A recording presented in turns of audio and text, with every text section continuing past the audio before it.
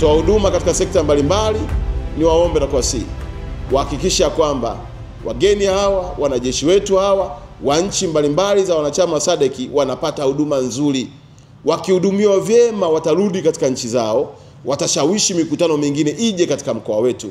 Na kadri tunavyozidi kupata mikutano katika mkoa wetu, tunazidi kujenga uchumi wetu, si tu uchumi wa mkoa bali uchumi wa mtu mmoja mmoja. Jiji la Arusha, jiji ambalo limetajwa kuwa ndilo kitovu cha utalii katika ardhi ya Tanzania. Na kama hiyo haitoshi, hapa ndipo makao makuu ya Jumuiya ya Afrika Mashariki. Ni kikao cha 33 cha wakuu wa majeshi ya ulinzi kusini mwa bara la Afrika kwa maana ya SADC, ambacho kitaanza ndani ya jiji hili la kitalii kuanzia Mei 26 kwa maana ya kesho, ambapo mwenyeji wake ambaye ndiye mwenyekiti wa wakuu hawa wa majeshi haya ya ulinzi kusini mwa bara la Afrika ni Afande Jenerali mkuu wa majeshi ya ulinzi Tanzania, Afande Jacobo Mkunda. Mkutano huu ni mkutano wa kawaida, watapata nafasi ya kujadili mambo kadha wa kadha ya ulinzi na usalama katika ukanda wa SADC.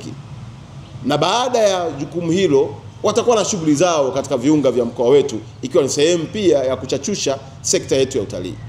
Naombe wananchi wa mkoa wa Arusha, mtakapowaona wanajeshi hawa katika viunga vya mkoa wetu, msiona hofu yoyote ile.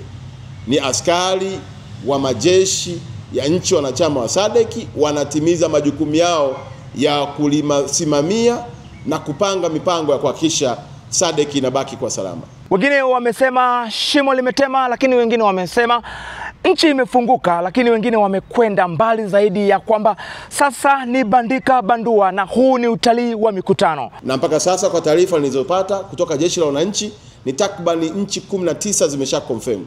Na kila mkuu wa majeshi atakuja na konvoi yake. Ni waombe na kuwasihi tena, tuendelee kutoa ushirikiano, tuwahudumie vizuri, kwa kuwa hawa viongozi wa majeshi watakapohudumiwa vizuri kwenye mkoa wetu, watapeleka taarifa njema kwenye nchi zao, na tutaendelea kupata mikutano mingi mbalimbali itakayoendelea kufanyika katika mkoa wetu, na hicho ndicho kichocheo kinachochechemsha uchumi wa mkoa wetu, na mwananchi mmoja mmoja anabadilisha maisha yake. Kumbukeni kauli mbiu yetu, tunataka Arusha uwe ni mkoa wa watu wanaotafuta pesa, na amani ndio kitovu cha wananchi kufanikiwa kupambana kutafuta fedha yake. Hii ni Kadoshi TV, always on time.